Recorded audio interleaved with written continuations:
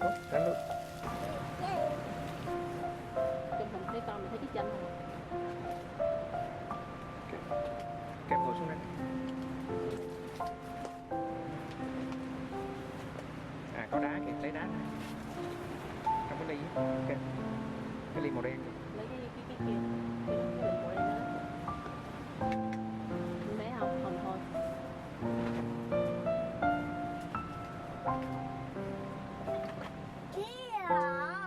Đốt cái này, múc cái này cho con ăn.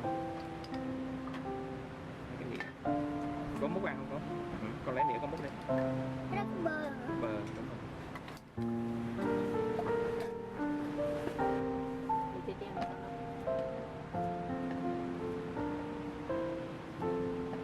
Có gì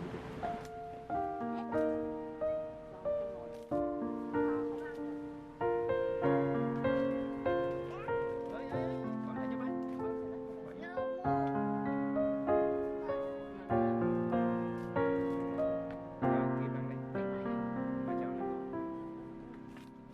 Cốm có ăn khoai tây không? Con muốn ăn không? Wow, bây giờ gió tiếp kìa.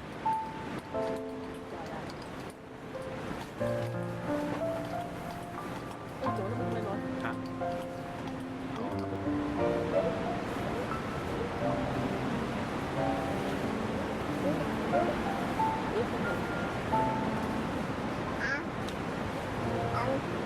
Mình. Trời ơi, nó thơm lắm. Để con đi.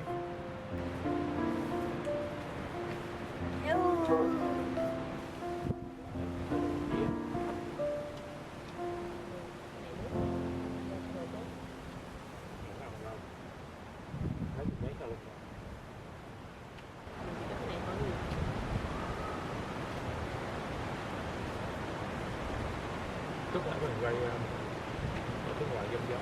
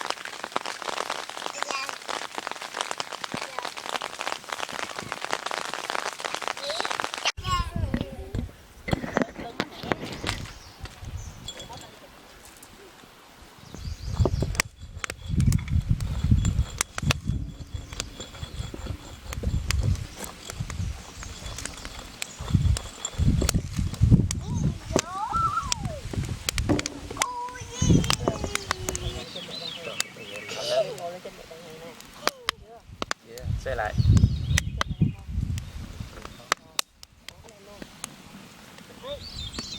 Trời ơi. Đó, mày đừng ô em coi ô. Đừng bé nha.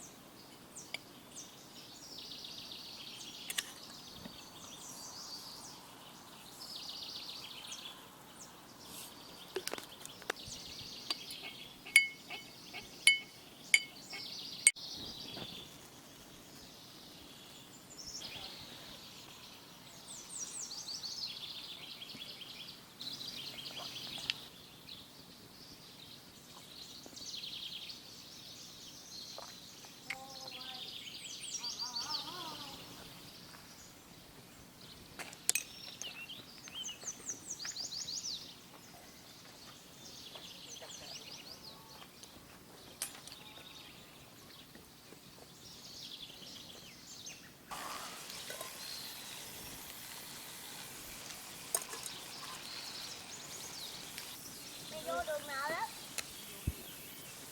Đường dưới.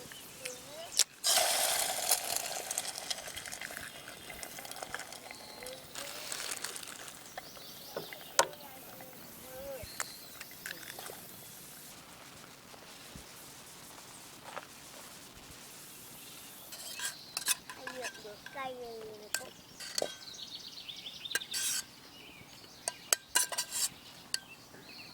Đợi bà xíu.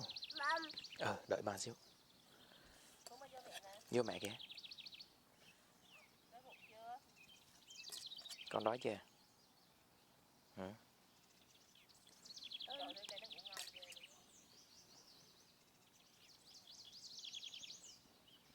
Ba, Hả? cái cây nữa mới bay qua. Bay đi đâu rồi vậy? Rồi bà chiên cơm cho cốm ha. Ờ. Chỗ nào bà lấy nha. Nhiều khi được đồ ăn đó. Được đồ ăn để